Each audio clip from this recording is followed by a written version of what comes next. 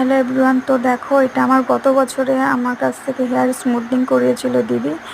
তো এবছর দিদি আবার চুল স্মুথনিং করার জন্য এসছে। অনেক ছোটো ছোটো হেয়ার আর অনেক হেয়ার রিগ্রোথ হয়েছে।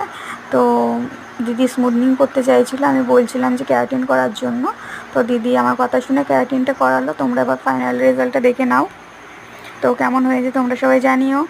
আর তোমরা যদি কেউ করতে চাও তো আমার সাথে কন্ট্যাক্ট করতে পারো। আমার কন্ট্যাক্ট নাম্বার 8101306996। আমার লোকেশান হচ্ছে রানাঘাট স্টেশন থেকে 2 মিনিট।